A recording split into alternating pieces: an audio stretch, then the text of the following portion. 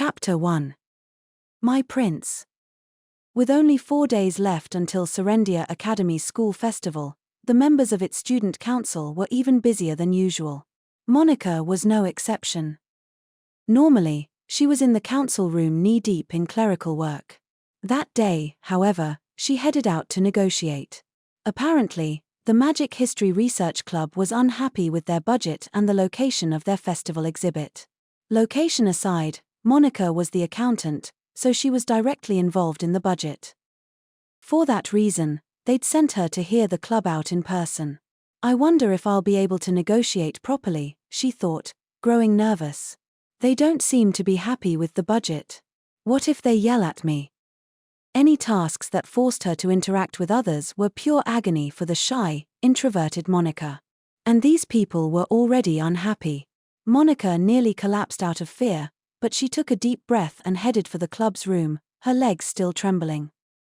I'm pretty sure, that I've grown since my first day here at Serendia Academy.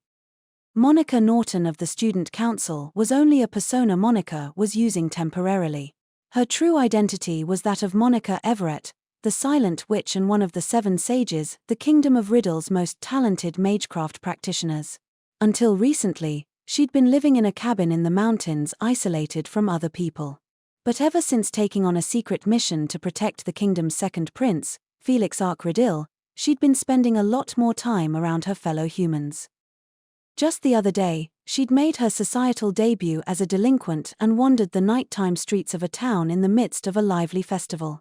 She still felt strange whenever she thought about that night. The day after their evening adventure, Felix showed up to the student council room looking like the perfect prince, just as he always did. Ike, with his mischievous smile, whose eyes had sparkled at books about magecraft, was no longer there. That made Monica a little lonely. It was like she'd lost a friend, never to see him again.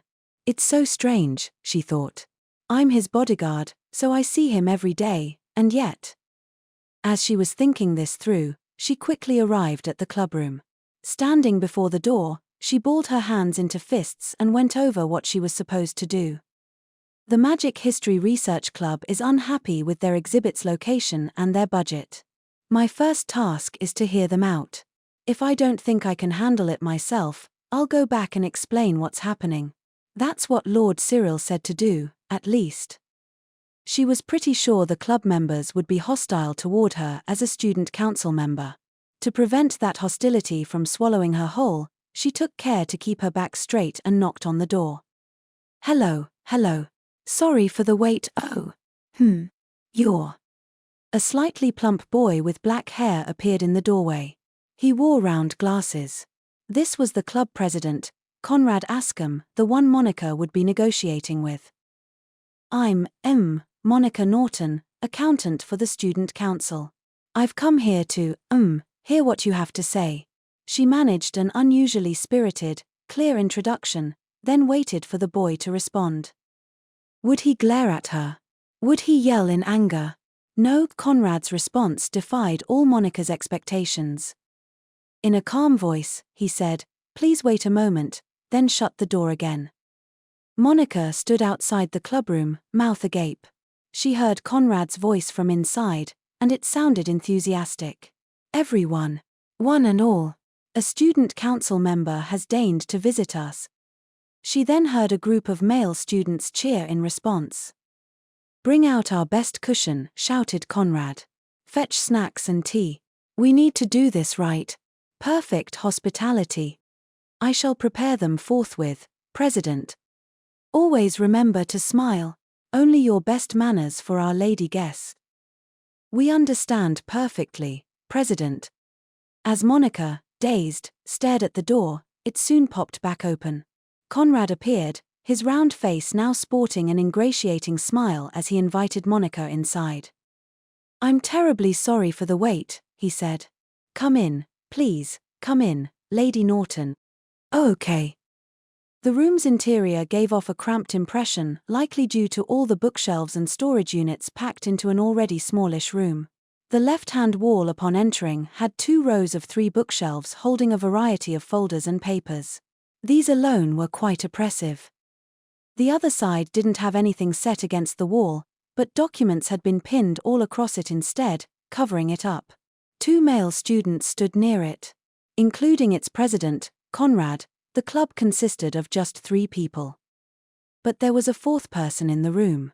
They reclined languidly on a guest sofa near the back, a certain noble lady with straight black hair and lapis lazuli eyes exuding a mystical beauty. Lady Claudia? Monica stammered. Claudia Ashley, daughter of Marquis Hyone, shifted her gaze. When she saw Monica, her beautiful face twisted into an expression of despair. Somehow, it felt like the humidity in the room had risen. "Why aren't you Neil?" she asked. Responded Monica, confused. From what she knew, Claudia didn't belong to this club or any kind of committee, for that matter. So why was she here? Conrad showed Monica over to the sofa, still smiling. "Please take a seat, Lady Norton. We are incredibly honored to have an esteemed member of the Student Council visit despite your busy schedule." "Yes, indeed." Yes, WL, stammered Monica, sitting down next to Claudia and nervously broaching the subject at hand. "I heard you're, unhappy with the budget and exhibit location." Conrad sat down across from them and nodded deeply. "Yes, it's true. You are quite right about that. As you know, we at the humble Magic History Research Club are slated to present our findings at the school festival." He paused, placing his entwined fingers against his soft-looking chin. His round eyes popped open wide behind his glasses. "But not only have we been disallowed from using Exhibit Room 1, we are expected to present in this very clubroom, a room that is far from the entrance, difficult to find, and whose appearance does us no favors." It was as Conrad said, this room was much farther back than Exhibit Room 1, where the majority of the festivalgoers would be gathered. Unfortunately, they couldn't appropriate any empty classrooms nearby, either. Began Monica hesitantly, "Some of the hallways and classrooms will be closed for security reasons, so it's a little, late to change the exhibition location." Despite visibly shrinking away, she'd managed to form a reasonable response in her desperation. Conrad's smile looked very gentle and mild-mannered as he replied in a coaxing voice, "Indeed. So we have been hard at work looking for another place for our exhibit. And at last, we've found one to the side of the front entrance." "He's right," thought Monica. "There's a little open space just outside the front entrance, to the side. But research presentations were always done inside." "Well," she began, "I don't think Serendia Academy has any equipment for outdoor exhibits." "You're quite right," said Conrad. "That is why we'd like additional funding in order to set ourselves up outside. We believe there's just enough time for it." He chuckled. It sounded like he was forcing bursts of air out of his throat. Then he looked over at Claudia. "In addition, we would like to ask Lady Claudia Ashley to present our research," he said. "Why you would," replied Monica. He chuckled again. "She is a descendant of the lineage of the wise. People call her the walking library. I'm sure it would be quite a simple matter for her to deliver our presentation to the masses. In addition, if we have one of the school's 3 most beautiful girls staffing an outdoor exhibition, we will be sure to attract interest." Monica nervously turned to look at Claudia. Her expression screamed, "I hate all of this." The sentiment was practically palpable in the air around her. "Lady Claudia," Monica began. Do you intend to agree?" Claudia slowly straightened up in her seat, leaned against Monica, and whispered lowly into her ear, "Of course not." Her voice sent chills down Monica's spine. The words carried an unusual, quiet anger. "I hate people who treat me like a public library," she continued. "And using me to attract guests. They must be joking." Then why?" Monica trailed off. Claudia hated wasting time. Monica would have assumed she'd immediately refuse and leave. But then why was she still in the room? As if sensing the question on her mind, Claudia smirked evilly. "If I were unjustly held captive, a member of the student council would come to my rescue, yes? I was pretending to be a damsel in distress, waiting for my lovely prince to save me. Unfortunately, Instead of Neil, you came. Why is that? I'm sorry, replied Monica weakly, despite thinking the whole thing very unfair. She felt bad for Claudia, who had expected her fiancé, Neil, but Monica had been entrusted with this matter, not him. I have to solve this problem myself and free Claudia, she thought, turning back to look at Conrad. Well, she said. The priority for exhibition locations and budget is, determined by the club's accomplishments and number of people. So, Yes, indeed, replied Conrad. I understand well what you're saying, Lady Norton.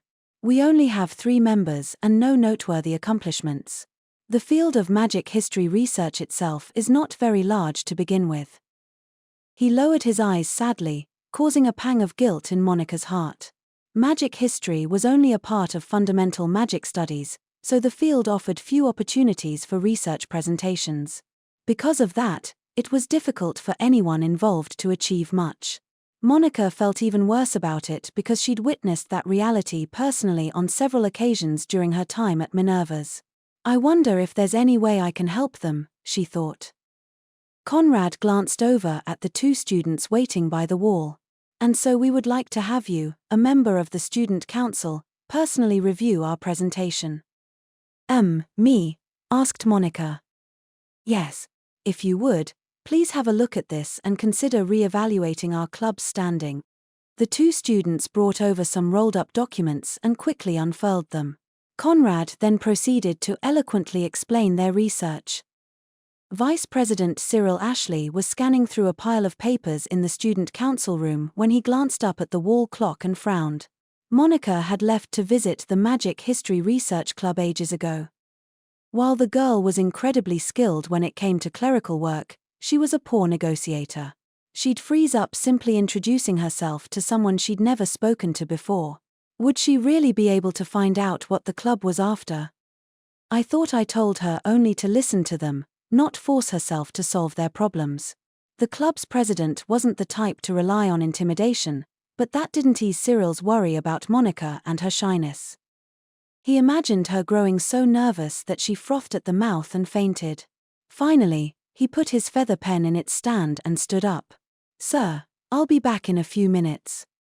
Right, said Felix, laughing a little as he nodded. He probably knew exactly what Cyril was up to. Feeling awkward, the vice president hurried out of the council room a little faster than usual and made his way to the clubroom. He knocked on their door and was soon greeted by the club's president, Conrad, who wore a wide smile on his face.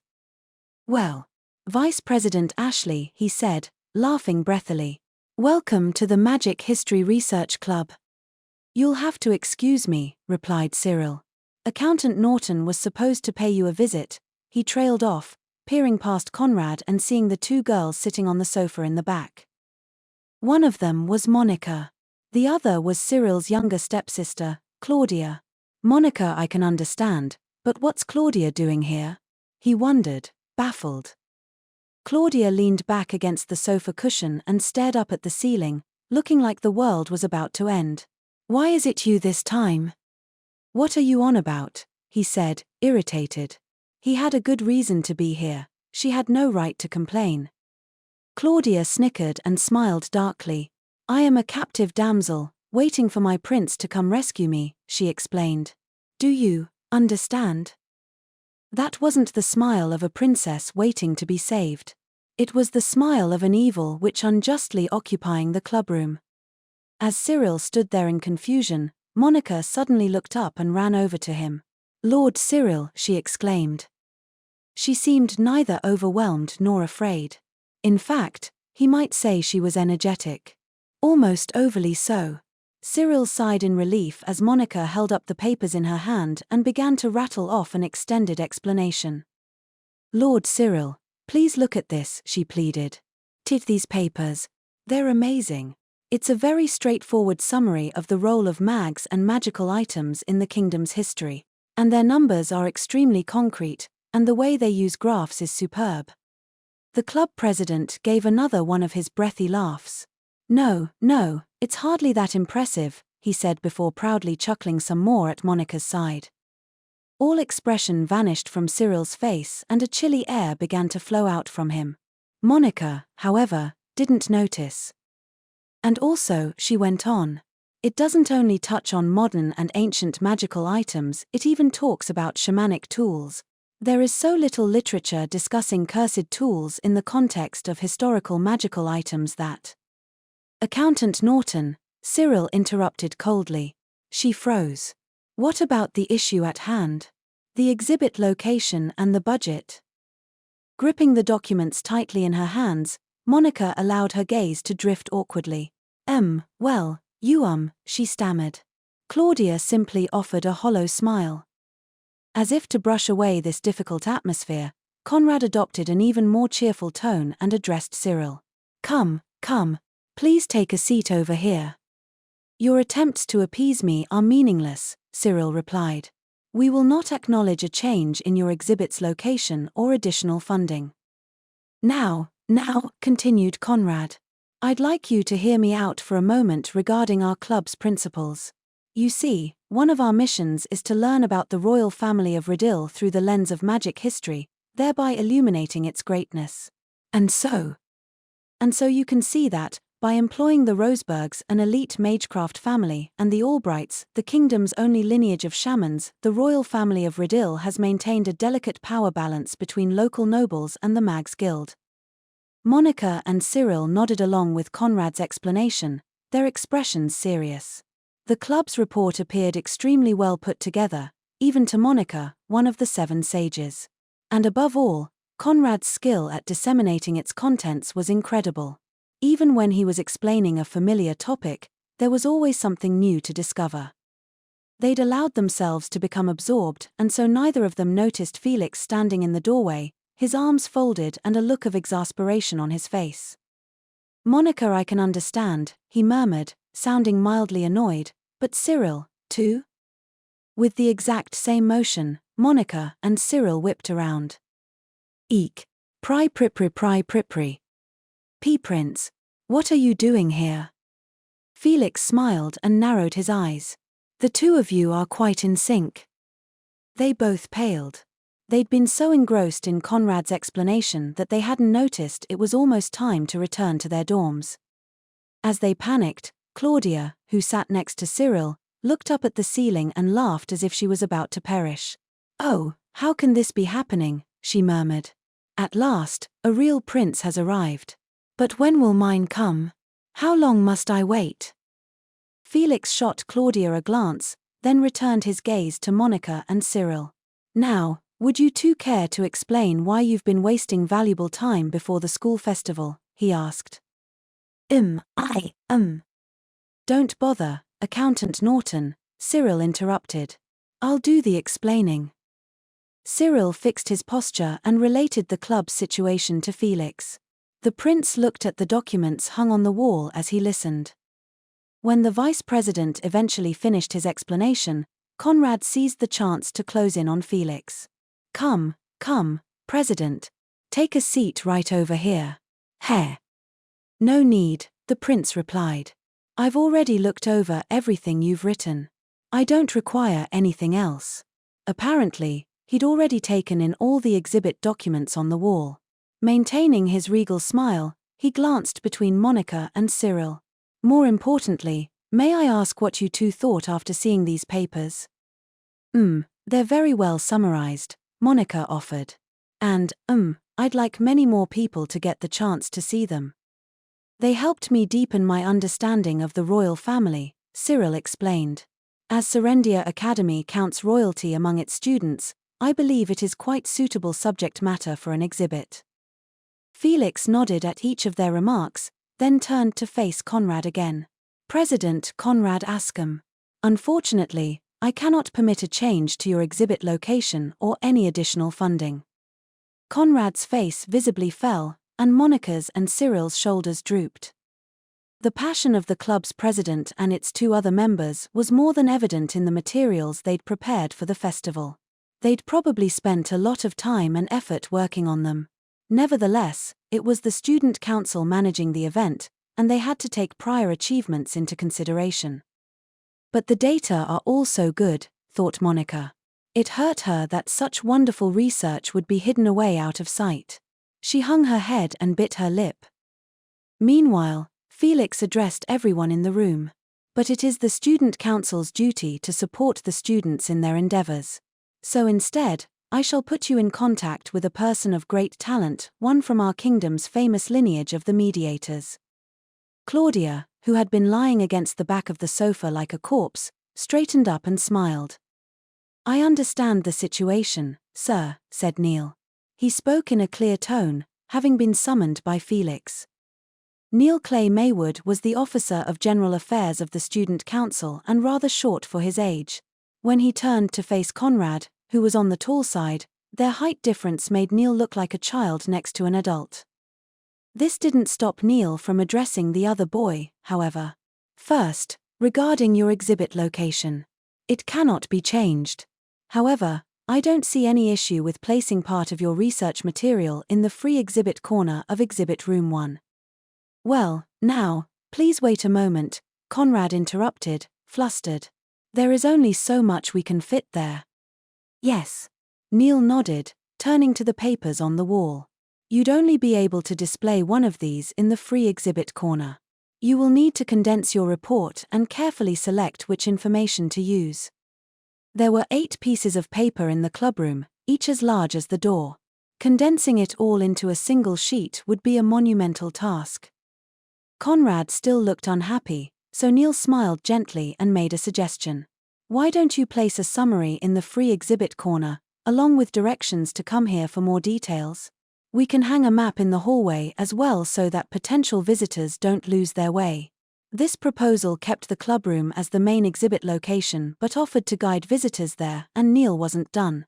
Club President, your target audience is mainly those in the field of magecraft, correct? Well, yes, of course, replied Conrad. Then when such visitors register, we can hand them a small card directing them here. I believe that would be easiest. It can contain a simple map and an explanation of the nature of your research. Conrad considered this. They may not have been able to change locations, but as long as people could see their research, the issue should be resolved. But the club president still seemed unhappy about something. As you can see, he persisted, this clubroom doesn't have much wall space. It's not really geared toward hosting an exhibit. Then why not move those shelves, suggested Neil immediately, looking at the 2 rows of bookshelves along the left-hand wall. The ones against the wall are bolted down, but you could turn the second row around, push it into the first, and cover it all with a cloth. You could then use the cloth to hang more research materials and data, making it much easier to see everything. This way, the only extra material you'll need is some cloth. The club members, including Conrad, all nodded, seeing what Neil was getting at. Neil smiled and continued. The theatre club should have large pieces of cloth they don't need. It'll take several people to move the shelves, but you can ask their stagehands for help. Proposing new ways of getting things done wasn't the only thing Neil excelled at. He had a clear sense of what was required and how to break up the work. That was why Conrad and the rest of the club accepted his suggestions so easily. He'd pacified the club president without making any conciliations. It was a brilliant display of skill. Monica, at least, knew she'd never be able to manage something like that. With the discussion mostly concluded, Monica nervously turned to Neil. Lord Maywood, that was amazing, she said. How do you negotiate so well? Neil's eyebrows lowered into a smile at Monica's honest praise. It was his usual, somewhat unsteady expression.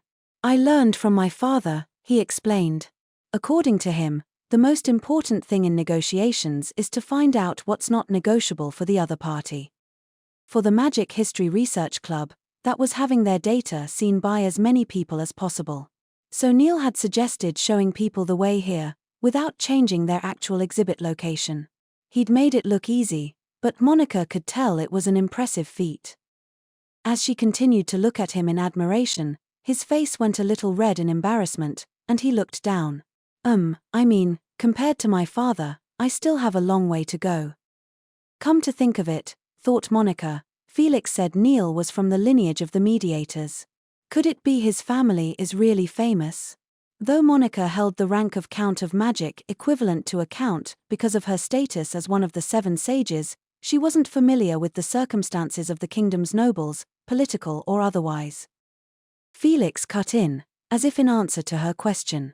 House Maywood is well known for producing talented mediators and arbitrators over generations. Neil's father, Baron Maywood, is considered one of the best, even among the aristocracy. That's right, murmured Claudia. She was suddenly behind Monica. She must have stood up and walked over. House Ashley is known as the lineage of the wise and House Maywood as the lineage of the mediators. The two of us together are invincible. Don't you agree? You haven't even done anything, muttered Cyril, scowling. Claudia countered with a beautiful smile. Oh, she replied. And who was it who found himself so easily swept up, just like Monica here? Cyril groaned, then shut his mouth and looked away. Monica wasn't sure, but she thought she saw a hint of depression in his profile. Is Lord Cyril all right? She wondered idly. Was he bothered by how easily Conrad had swayed him? If so, then Monica was just as guilty. In fact, she'd been the first to fall. Before she could ask him, though, Conrad rubbed his hands together and drew up to Claudia, giving another breathy laugh. By the way, regarding the matter of having Lady Claudia present our research, I firmly, resolutely, and unequivocally refuse, she said. Conrad was taken aback. Oh, but on stage, your beauty would draw the attention of all, and your intellect is a national treasure, he lamented with a mournful expression. If only you were there, a legitimate successor of the lineage of the wise, just think how many guests we would attract. Suddenly Conrad looked up, as if he'd just remembered something. For some reason, he turned to Cyril, but the student council vice president didn't say anything, he simply looked down. Conrad immediately straightened up and offered Cyril a deep bow. I'm terribly sorry, he said. In any case, I would like to accept Officer Maywood's suggestions and continue preparing for the exhibit.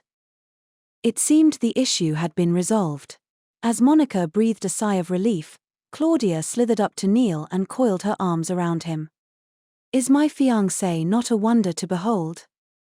As she rubbed his soft, wavy hair, the beautiful noble girl's lips turned up in a wicked grin. Claudia Ashley first met Neil Clay Maywood when she was 12 years old. A descendant of the lineage of the wise, Claudia had filled every bit of her spare time with reading for as long as she could remember. The adults who saw her would all say she was a lover of books, but in truth, she didn't particularly like reading. It wasn't a hobby for her. When a person got hungry, they ate. When Claudia didn't know something, she read a book about it. It was that simple. And yet, those around her never looked things up for themselves. Whenever a matter arose, they would simply rely on someone from the lineage of the wise. The things they came to ask her about were all easily learned if they'd only open a book. But that didn't matter to them. Nobody wanted to do the research themselves. They only wanted answers.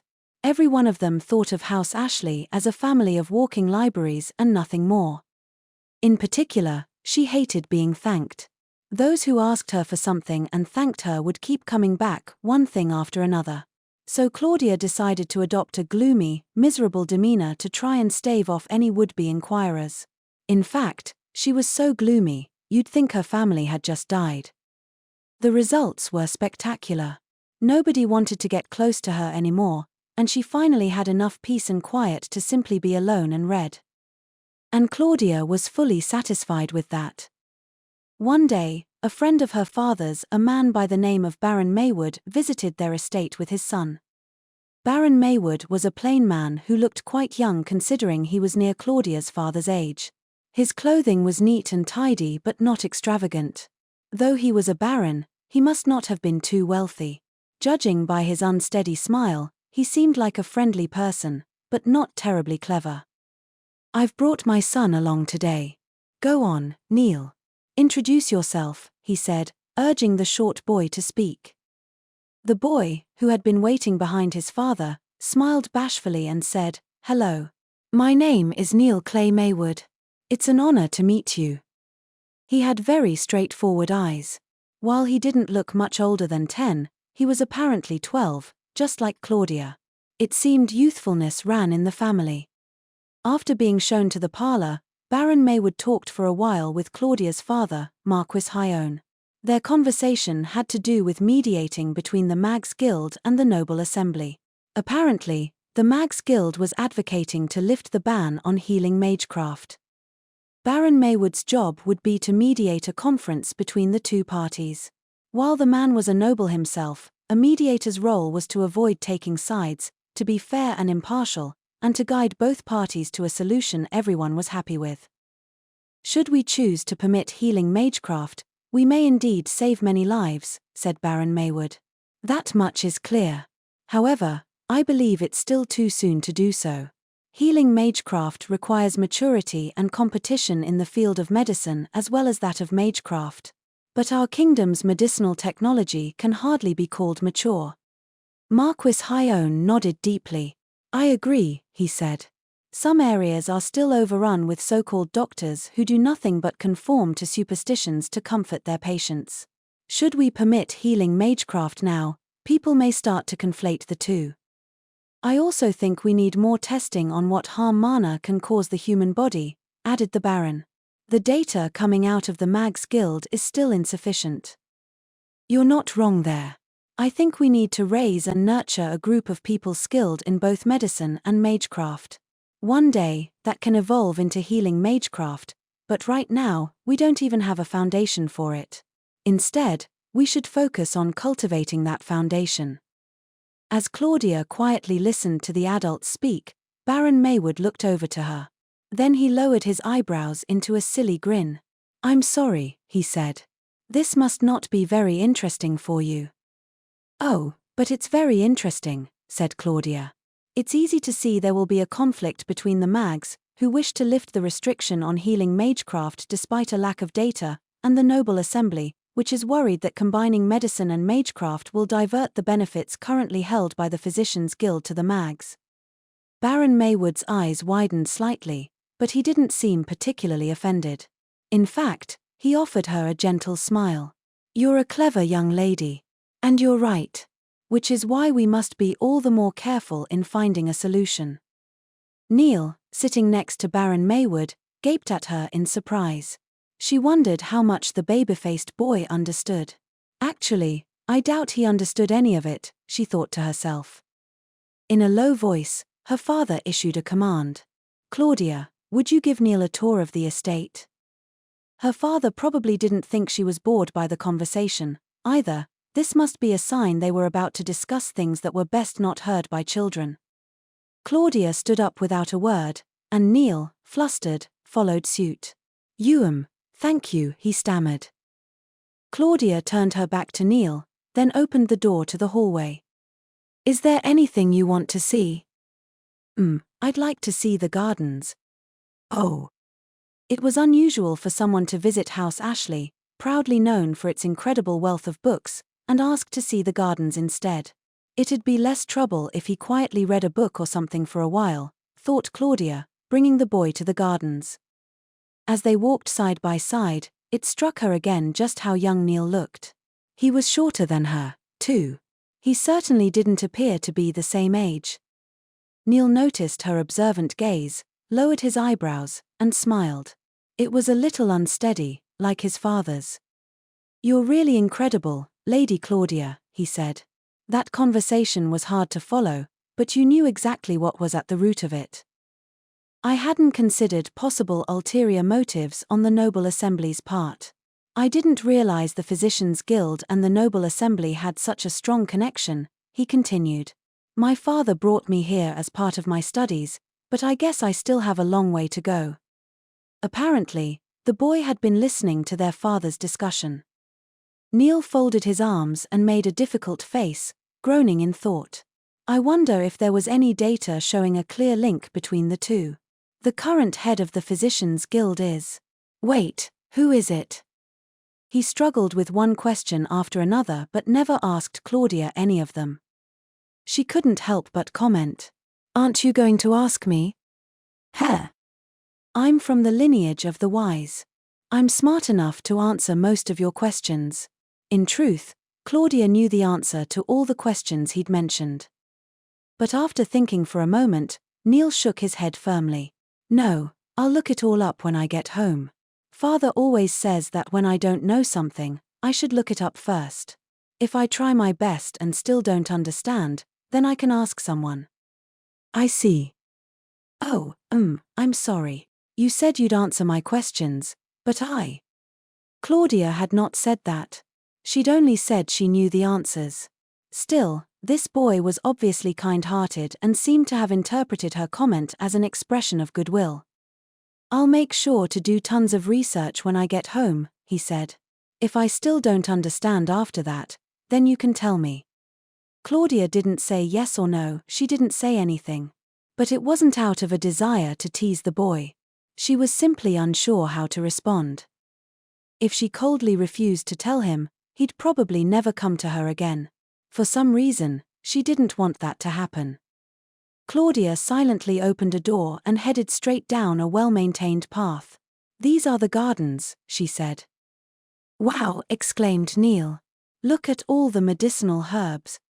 Both decorative flowers and medicinal herbs were planted in the estate's gardens. It was about half and half. Claudia's father had cultivated the latter to make use of the knowledge he'd gained from books. He felt that expertise of this sort had worth only when put into practice. Look at this, Lady Claudia, said Neil. This plant can help heal cuts. You must realize I know that already, she shot back. Oh, right. He scratched his cheek, seeming embarrassed, then squatted down and reached for a few weeds growing just outside the flower bed. Then do you know what these are? They're weeds. If he wanted, she could give him their scientific name and what regions they generally grew in. But as she was thinking about this, Neil plucked up one of the weeds and bent both ends. He then brought the folded blade of grass to his mouth and blew through it. It made a high-pitched whistling sound. If you take a blade of this grass and bend it right here, you can make it into a flute. Our shepherd does it all the time. I never knew that, said Claudia softly. Neil continued happily blowing his grass flute. The sound rippled clean and clear through the blue sky above. As soon as Baron Maywood and his son left the estate, Claudia made a demand of her father. Father, she said, I am going to marry Neil. Marquis Hyone didn't act surprised or scold her for the sudden remark. Instead, he gazed right back at her. Neil is their eldest son and heir, so he cannot be adopted into this family by marriage, he explained. But just as she thought he was about to deny her, he fiddled with his beard and said softly, but I could adopt a son to inherit the family. Claudia's mother had passed away soon after her daughter's birth, and her father had never remarried. At the moment, Claudia was Marquis Hyone's only direct heir. Her father was right. If Marquis Hyone adopted a son as heir to the family line, Claudia would be free to marry whomever she wanted. She was fairly certain, however, that her father would prefer to adopt her husband as his heir. So you won't refuse me? I'm not surprised you like him, he replied, mulling it over. There was a strangely personal note to his words. Apparently they both had a weakness for the Maywoods. Her father said nothing about the lineage of the Wise's bloodline dying out. He knew that it wasn't their blood that left knowledge behind but their memories. Marquis Hyone removed several documents from his desk and said, Shall we make arrangements for an adoption, then? It can be a distant relation, so long as he desires to improve his station. This was how Claudia and Neil became engaged and how Cyril, 13 at the time, was adopted to carry on the family line. A day after the kerfuffle with the Magic History Research Club, Claudia received an invitation to a tea party from someone surprising. The organizer was Cyril Ashley, Claudia's adopted older brother. Cyril wasn't the type to throw tea parties, especially 3 days before the school festival, when he must have been extremely busy. And neither he nor Claudia was the type to indulge in a nice chat over tea. To sum it up, this was a secret meeting in the guise of a tea party. As she sat in the seat prepared for her, Claudia pulled a sour face to make sure her brother knew this was the last thing she wanted to be doing. Are you here to complain about yesterday? She asked. No, said Cyril flatly. Claudia narrowed her eyes a little. You're strangely calm, she noted. I had assumed Conrad Ascom's words were still bothering you. The previous day, Conrad Ascom, leader of the Magic History Research Club, had referred to Claudia as a legitimate successor of the lineage of the wise and then shot an awkward look at Cyril. The discomfort was because he knew Cyril wasn't Marquis Hyoun's biological son and that his stores of knowledge were nothing compared to Claudia's. I've no quarrel with Club President Ascom, nor am I bothered by anything he said, stated Cyril firmly. I have only my own lack of motivation to blame for not being able to proudly claim membership in the lineage of the wise. He didn't seem upset, at least. Why did he call me here, then? Wondered Claudia, staring at him in silence. Eventually, Cyril broached the issue, looking displeased. I have something to ask of you. Claudia, though she kept it out of her expression, was actually surprised. Her foster brother had a lot of pride, and he almost never asked her for anything. This is unusual, she remarked. You always want others to depend on you, and yet now you're depending on me. What is it you'd like me to do? I want you to lend me a dress. Claudia went still and silent, her cup of black tea raised halfway to her lips. She held this pose for a solid 10 seconds. Cyril's own expression tensed as he met her utterly unblinking gaze. After stoking her brother's discomfort, Claudia spoke in a monotone. I wasn't aware you were interested in dressing up like a girl. Cyril's eyebrows flew up in rage. He looked ready to yell, but he managed to restrain himself, quell his emotions, and say quietly, Why are you assuming I'm going to wear it? Oh, but don't you know? A short while back, we had a secret vote here at the academy about who was best suited for the role of the school festival play's heroine, Amelia. What's that got to do with anything? Considering his reaction, he must not have heard. Claudia let the edges of her lips curl up slowly. First place was Student Council Secretary Bridget Graham. She paused for effect. And second place was you. W.H. What? Amelia, the first Queen of Radill, was an imperious, proud, and beautiful woman. Yes, a woman. And yet it seemed that her brother, voted second most suitable to play her, was completely unaware of how good he would look in a lady's dress. Incidentally, I came in third, she continued. Placing near the top of such a silly vote brings me no joy, but seeing your name next to mine was so funny that I couldn't stop laughing. She laughed again now, beautiful and indiscreet. Cyril stared at her, his jaw on the floor. She could tease him until the cows came home, but she didn't want to drag out this useless conversation. Withdrawing her casual smile, she got back on track. So why did you ask me to lend you a dress? Well, it's actually for Accountant Norton. Accountant Norton. Monica Norton. Claudia wasn't very surprised to hear this name. Whenever her prideful foster brother wanted something from her, it usually had to do with Monica. In fact, just a few weeks ago, when Monica was mixed up in the falling lumber incident, he'd asked Claudia to take her back to the girls' dorm. Considering her circumstances and personality, it's highly likely she doesn't own a dress to wear to the post-festival ball, he explained. I was wondering if you could talk to her and lend her one, without mentioning my name. When Claudia maintained her silence, Cyril's eyes began to drift, and he quickly started babbling. I know it's rude for a man to say anything about a woman's clothes, but if Accountant Norton shows up to the ball in her school uniform, she'll embarrass the student council and by extension the prince. Since I'm his right-hand man, it's only natural I would want to make the required arrangements in advance to protect his pride, so. If it's her dress you're worried about, I hear she's borrowing one from a classmate. At that, Cyril quickly shut his mouth. He was obviously relieved. So easy to read, she thought. I see. Then I suppose there's no issue. And a half-second's thought would tell you Monica wouldn't fit into my dresses anyway, she continued. They'd look much better on you, in fact. Claudia was tall, and Monica was short. Their height difference was significant. The slender Cyril, while male, was much closer to Claudia's size than the other girl. Cyril was self-conscious about his skinny stature and pursed his lips in annoyance. He took a sugar cube from the pot and plopped it in his tea as a distraction, then hurriedly dropped in another and then another. He clearly wasn't counting them. I had wondered, said Claudia, what would drive my prideful brother to request something of me. I see. Like I said, this is to ensure the school festival goes smoothly. You must really want to see Monica in a dress. Cyril dropped the next sugar cube into his cup from higher up, causing droplets of black tea to splash onto the saucer. He very nearly dropped in his spoon, too, as he glared furiously at his sister. Student council members must set the standard for all other students, he insisted. I am only trying to make the necessary arrangements in advance. Claudia had no interest in her brother's excuses, so she decided not to respond and simply took a few bites of biscuit. But as her thoughts turned toward the ball, she remembered something.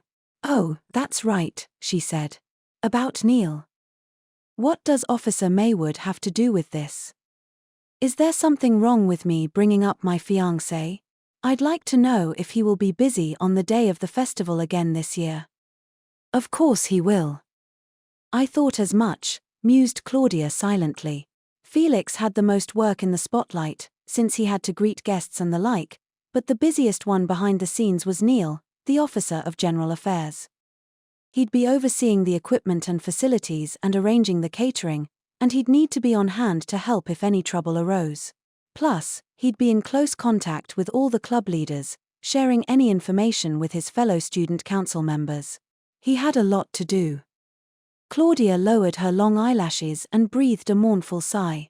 Then I suppose Neil won't be preparing a floral decoration for me this year, either. A floral decoration, repeated Cyril. Oh, that.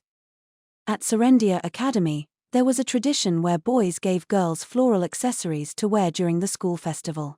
When a boy did this, it meant he wanted the recipient's first dance at the ball. And if the girl wore the adornment, it meant she accepted. Such gifts were often designed with flowers or ribbons in a color matching the giver's eyes or hair, so those in the know could easily guess who they were from. It wasn't a compulsory event, however, and most of the students who participated were already engaged. I wasn't able to dance with him at last year's ball, complained Claudia. Officer Maywood is very busy, after all. He didn't even give me a floral decoration. So what? That's just a silly game anyway. Claudia frowned scornfully at her brother. You clearly don't understand the workings of a woman's heart, dearest elder brother. Cyril, annoyed, fell silent. Claudia murmured her next words almost without moving her lips. Any woman who doesn't receive one is treated as an unwanted leftover.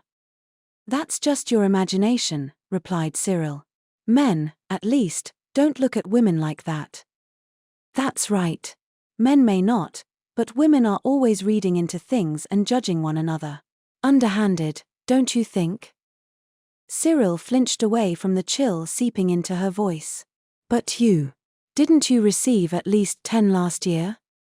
Despite Claudia's engagement to Neil, an endless number of people every year would insist that they were a better fit for her.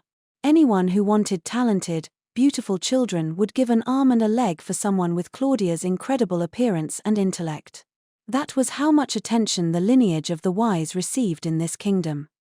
The moment the school festival began, those who considered themselves more suitable than the plain son of a baron would all crowd around her with floral decorations.